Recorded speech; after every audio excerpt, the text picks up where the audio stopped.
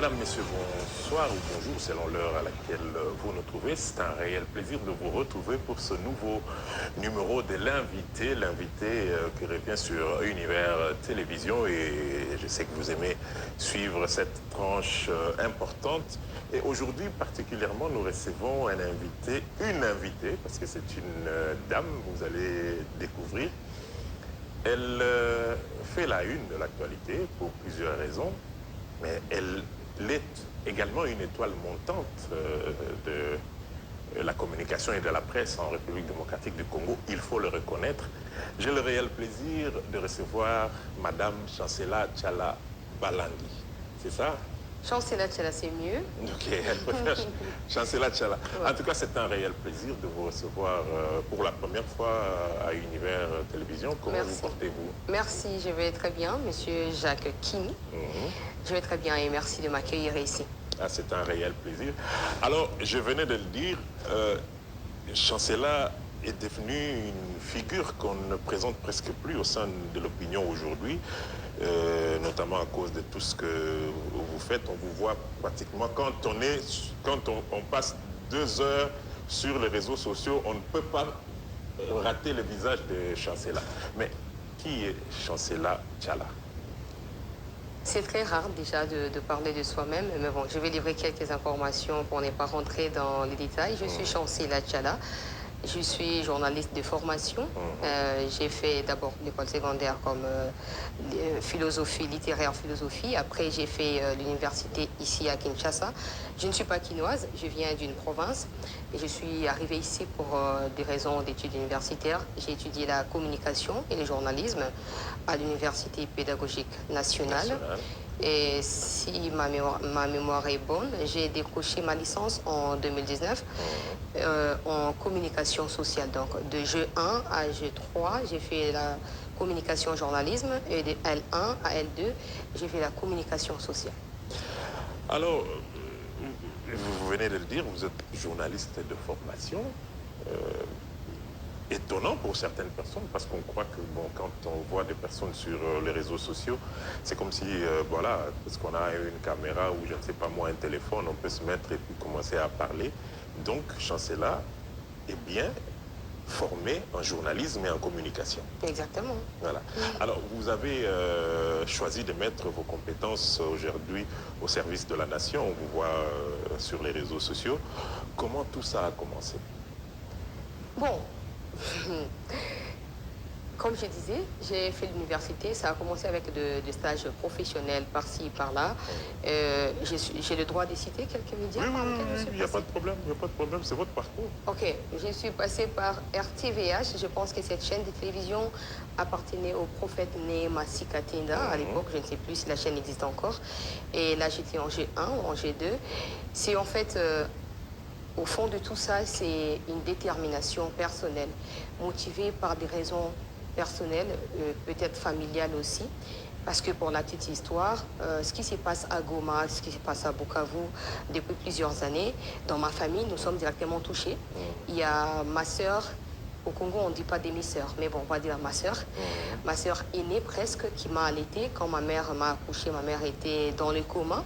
Ma mère ne pouvait pas prendre soin de moi. Et c'était ma sœur qui m'a pris en charge. Et cette sœur-là, elle avait épousé un homme rwando-ougandais, quelque chose comme ça.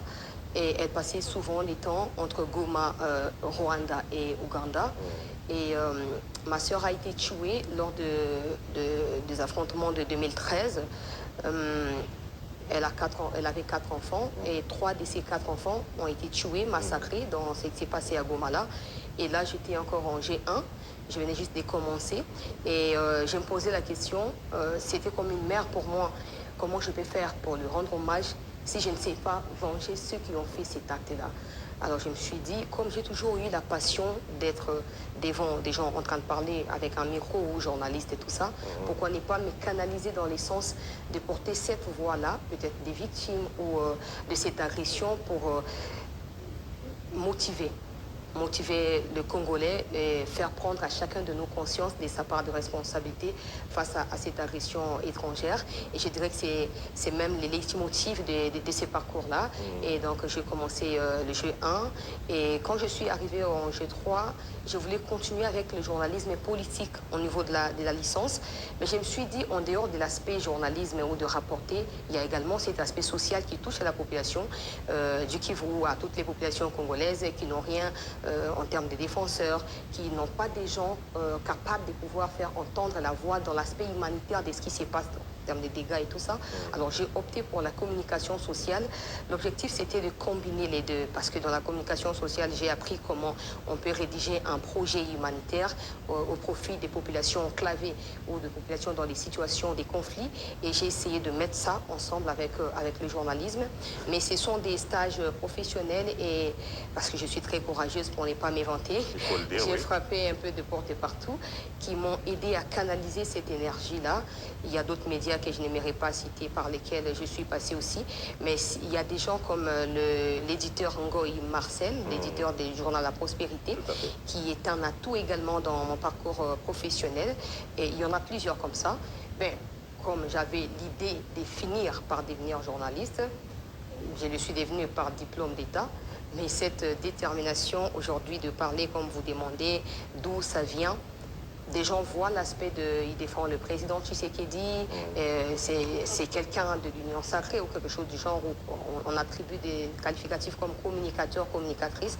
Mais le lien qu'il y a avec le président Tshisekedi, pour moi, c'est beaucoup plus personnel parce que le président Tshisekedi est celui qui porte aujourd'hui la voix des victimes que moi, j'ai pensé porter en ce qui concerne le cas particulier de ma sœur. Alors, les efforts que le chef de l'État est en train de fournir pour la résolution de ces conflits, avec tout ce qui s'est passé, mérite d'être présenté au peuple congolais pour justement appeler chacun de nous à prendre conscience et à s'investir. Peut-être je suis journaliste, peut-être je communique pour la République, mais il y a un avocat qui est de l'autre côté, qui doit aussi aller plaider pour des victimes. Peut-être qu'il y a un pasteur qui doit consoler avec la parole des dieux les cœurs qui sont brisés, etc. Donc je me suis un peu inscrite dans cette logique-là et aujourd'hui, mais voilà, je ne sais pas si vous souhaitez que je parle de comment je suis arrivée sur les réseaux sociaux. On va y arriver, on va y arriver tout à l'heure. Oui, mais donc ça veut dire qu'on comprend que c'est d'abord une affaire personnelle et comme vous ne pouvez pas combattre avec les armes, vous utilisez vos compétences à vous au service de cette cause-là justement, parce que vous avez perdu une sœur dans cette guerre. Tout à fait. Ah oui, c'est important de savoir, parce que souvent on ne comprend pas comment est-ce qu'une personne en est arrivée là et on interprète de plusieurs manières et c'est toujours très important. Alors, vous avez créé CT News, donc Chancela Tchala News, hein, qui est aujourd'hui une plateforme assez reconnue et qui...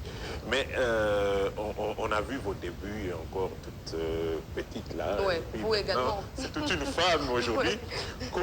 Comment Chancela a réussi à asseoir cette notoriété-là? Ouais, comme je disais, je suis passée par un média encore en ligne comme ça, mais il faut que je précise une chose. Quand j'ai entamé le parcours sur les réseaux sociaux ou le parcours numérique comme ça, j'ai commencé en étant journaliste dans le domaine du football. Donc, il y a eu quelqu'un comme ça en Angleterre qui m'a contacté. Non, tu as beaucoup d'énergie. Est-ce que tu peux aussi, en dehors du sport ou du football, essayer de faire des analyses politiques? C'était en 2020, parce que ça, j'ai fini déjà à l'université. Mais c'était encore un peu compliqué de s'afficher comme ça. J'étais dans, on peut appeler ça politique parce que ça fait partie de la gestion, mais c'était plus des cas sociaux, des reportages de terrain et tout ça. J'ai parcouru dans ces médias-là autour de peut-être 9 mois. Et malheureusement, quand j'ai tendé vers une année, et j'ai connu un accident et je me suis fracturé les tibias droits et c'était très compliqué. Alors je suis restée à la maison et le média pour lequel j'ai travaillé en ligne m'a dit ben voilà, tu ne peux plus produire comme c'était avant, ben voilà, on ne peut plus payer et tout. Mais j'avais déjà ma chaîne qui produisait pour le football. Donc je suis revenue où j'étais. Et j'ai commencé maintenant à utiliser la compétence ou les compétences que j'avais acquises du côté de cette chaîne-là pour le propre compte de mon compte ou de ma chaîne YouTube. Et c'est en novembre, je pense novembre-décembre 2020, que j'ai commencé à faire un peu de blablabla. Et en mars 2021, je vais alors m'élancer officiellement sur ma chaîne YouTube avec des pages Facebook, etc. pour des histoires politiques. Mais si vous demandez comment j'ai fait pour en arriver là, je pense qu'il s'agit de la détermination, de la discipline, parce que ce n'est pas toujours évident. Quand on est femme, on dit les femmes, on leur facilite la tâche, mais où tu sacrifies certaines de tes valeurs pour arriver à un certain niveau. Mais je suis chrétienne, j'ai pris, et je pense que c'est des difficultés que j'ai pu traverser qui ont forgé ces caractères-là. Je me suis donnée à fond, c'est tout ce que je faisais rien d'autre. J'ai me documenté, je vous lisez vous aussi, je lisais d'autres journalistes de renom de mon pays, mais aussi au niveau de l'étranger pour essayer de m'orienter vers le professionnalisme. Voilà, c'est un parcours assez élogieux et nous vous jetons des fleurs, hein. En tout cas, il faut reconnaître. Alors, Chancela mène un combat contre l'occupation rwandaise. Vous avez donné une partie des raisons, parce que votre sœur avait, ça fait depuis quelque temps déjà. On vous sent infatigable sur cette cause-là, sur cette question-là. Quelle est la vision des Chancela de cette situation, de la situation actuelle en RDC? Ma vision est la vision du président de la République. Pas parce que je suis avec lui ou quelque chose comme ça, mais parce que je soutiens ça et parce que ça correspond exactement à ce pourquoi je milite jusqu'aujourd'hui. Seule ou ma famille ne peut pas obtenir justice pour ma sœur ou pour les enfants de ma sœur. Mais c'est le travail que le président Tshisekedi est en train de faire. Et quand on a quelqu'un comme ça à tête du pays, on n'a pas à se poser des milliers de questions. C'est ça l'essentiel. Si on enlève la guerre, notre pays ira mieux. C'est très clair. Donc moi, l'objectif, c'est de faire de mon mieux. Pas pour raconter l'histoire de ma soeur, parce qu'il y a plusieurs victimes sur le terrain, mais d'essayer de canaliser dans la communication, comme j'ai dit. Il n'y a pas que l'aspect agression, les Rwandais qui sont là. La communication, je ne saurais pas dire, n'a pas atteint les niveaux qu'il faut, parce qu'il y a beaucoup de choses qui sont ignorées dans la société congolaise. Et dans les réseaux sociaux aujourd'hui, c'est plus facile. La télévision traditionnelle, oui, mais aujourd'hui sur TikTok, il y a 3 minutes qui passent, des gens y suivent facilement. Si tout le monde est peut-être à 80% informé de ce qui se passe, à mon avis, naturellement, l'envie de s'engager va devoir naître dans tout un chacun de nous. Et comme j'ai la grâce, par Dieu bien sûr, de pouvoir avoir ces plateformes-là, j'essaye vraiment de faire de mon mieux. En rapportant ce que j'ai comme information. Je sais que beaucoup de personnes posent des questions, comment tu fais? Oui, justement, quelles sont vos sources d'information? Oui, mais on ne peut pas dire des sources quand même, monsieur Jacquini, vous êtes journaliste. On ne peut pas dire des sources. J'ai plusieurs sources. J'ai plusieurs sources et j'essaie aussi recouper ces sources-là, essayer de comparer. Et quand je sais que je ne suis pas à 100% sûre d'une information, comme dans la déontologie et dans l'éthique, j'en parle conditionnel, mais je m'adresse aux autorités parce que je sais qu'elles ont le moyen d'aller vérifier cela sur le terrain. Et certaines de ces sources viennent, je pense, de la motivation dont vous faites allusion. Les gens savent que s'ils passent par moi, ça sera entendu.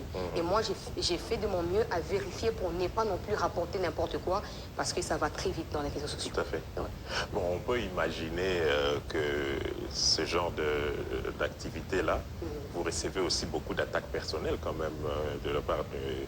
Qu'est-ce qui vous fait garder cette énergie-là malgré les attaques que vous pouvez recevoir de toutes parts? Mais la peur, en fait, ne fait pas vivre quelqu'un.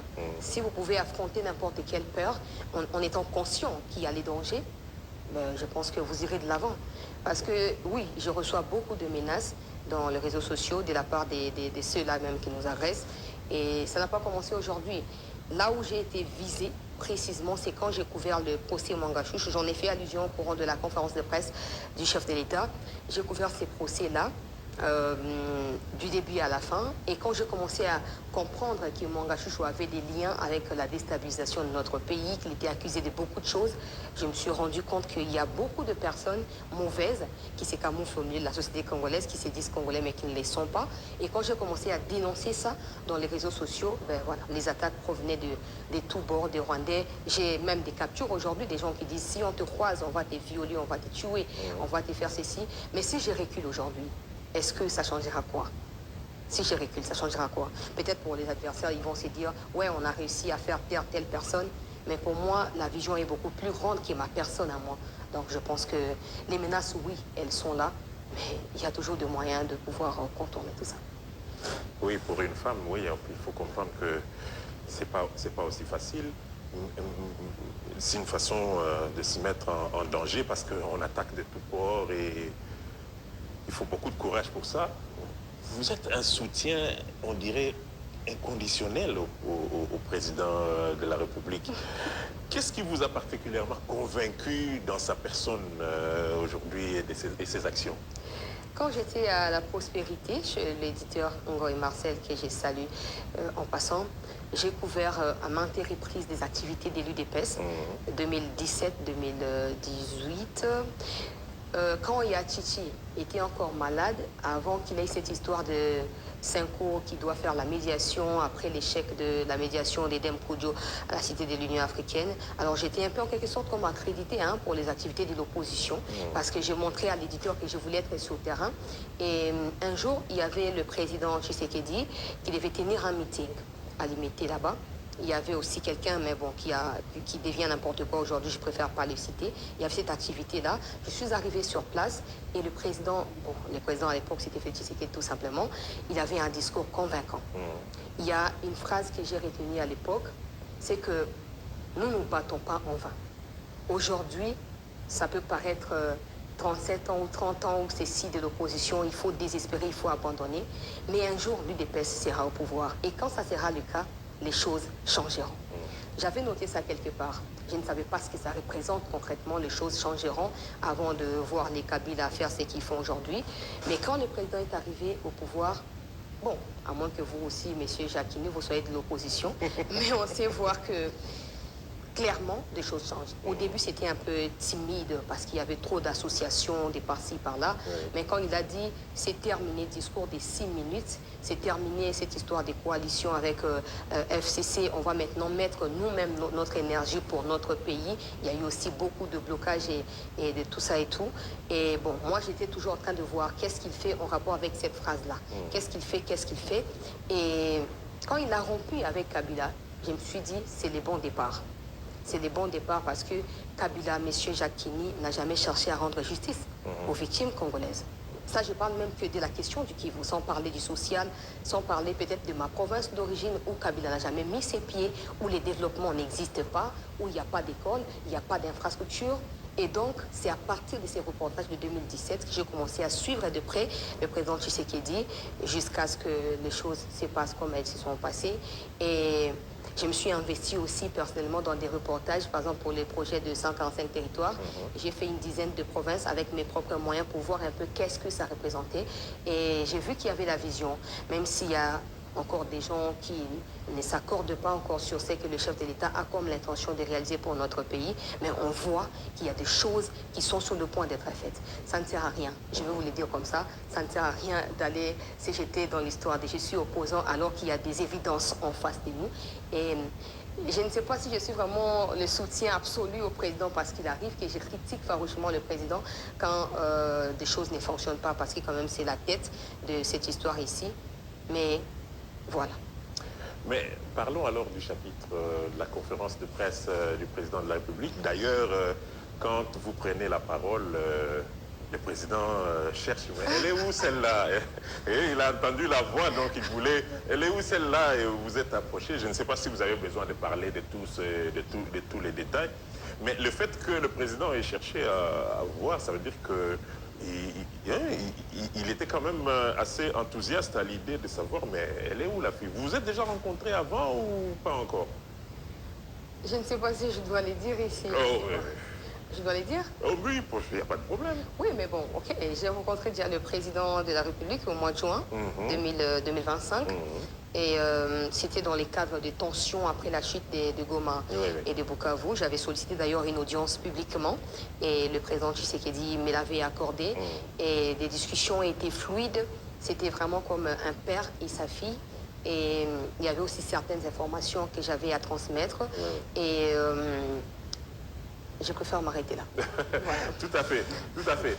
Alors, je ne sais pas si vous avez aussi envie de parler de ce chapitre parce que ça fait la une. Elle a demandé ceci au président en public et tout et qu'on sort. Vous avez un commentaire à faire par rapport à ça? Je retiens le Ce n'est pas nécessaire. Ouais, je retiens le côté positif en saluant déjà l'invitation qui m'a été adressée. Nous sommes aussi nombreux dans des plateformes où nous nous battons pour le chef de l'État ou pour le pays et tout. Le fait d'être invité, je remercie le chef de l'État pour cette marque de considération et son équipe de communication également. Mais tout le buzz qu'il y a autour de ça ne me préoccupe pas. Et d'ailleurs, je voulais profiter de votre plateau, si vous me le permettez. Il y avait une autre question que je n'avais même pas posée au chef de l'État parce que j'étais en retard et je pensais que parce que la question ou la rubrique diplomatie était déjà passée et que cette question était peut-être abordée avant que je n'arrive. Donc, c'était la question autour de la réunion qui a eu lieu entre la présidente de la Tanzanie et Paul Kagame. Et 48 heures après, il y a eu une autre réunion avec le président de l'EAC, Ruto. Et la question, c'était de savoir quel est le commentaire ou quelle est l'analyse que le chef de l'État apporte de cette situation, parce que les accords de Washington étaient censés apporter une désescalade au conflit. Comme j'ai posé la question à l'introduction au cours de la conférence de presse, à quand les retraits des troupes rwandaises? Ils sont encore là. Ils ne sont pas partis, mais il y a un peu des choses comme ça, comme des diplomaties parallèles en dehors de ce qui s'est fait à Washington. Est-ce que Kagame cherche à se ressourcer? Qu'est-ce que le gouvernement congolais fait? Quelle est notre réaction face à ce genre de situations? Je n'ai pas eu l'occasion. Je profite pour poser cette question-là et j'espère qu'une attention particulière sera accordée. Peut-être qu'il fallait poser la question directement au président au moment de la photo.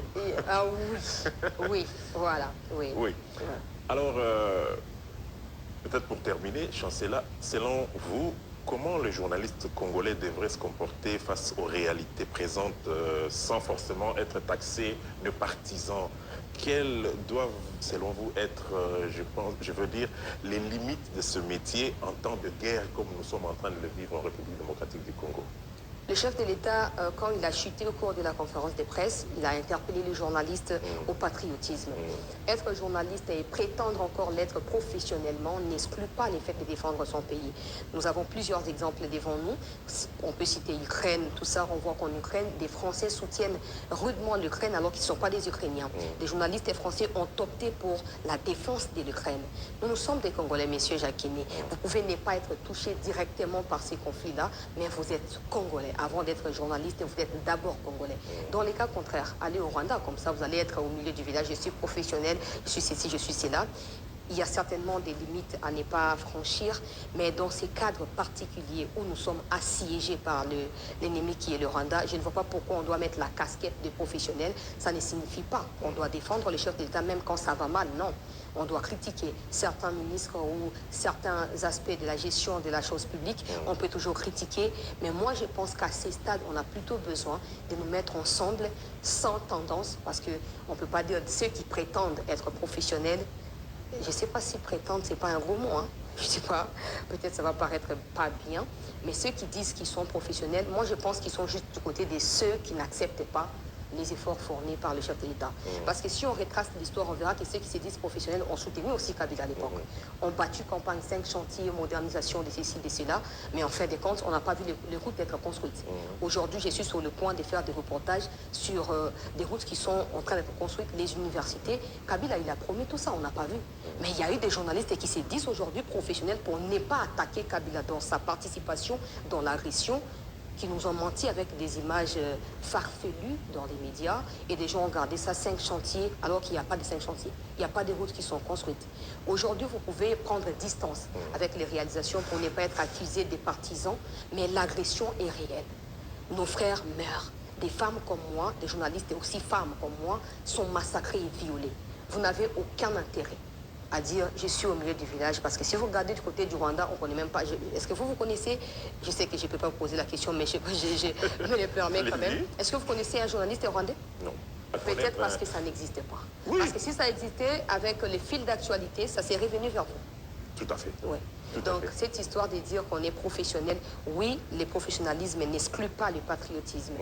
L'exercice de ces métiers, il y a la déontologie, il y a l'éthique, mais moi j'estime qu'au milieu de tout, au milieu de ça, il y a la République démocratique du Congo qui est plus grand que le fait d'être journaliste, que le fait d'être professionnel ou quoi que ce soit. J'estime que vous pouvez prendre vos distances avec les chefs de l'État, mais défendre. Parce que si nous sommes réellement mobilisés, si on arrive vraiment à atteindre ce qu'il faut, ou on arrive à toucher ce qu'il faut, je pense que le monde va se réveiller. Et déjà, c'est ce qui est en train d'être fait, parce que depuis que le président Tshisekedi a entamé la diplomatie, on voit que même des médias qui étaient réticents à l'égard de la situation sécuritaire à l'est de notre pays commencent à parler des Kagame comme l'agresseur, commencent à condamner le gouvernement congolais, rwandais plutôt, comme celui qui envoie des troupes illégalement au Congo.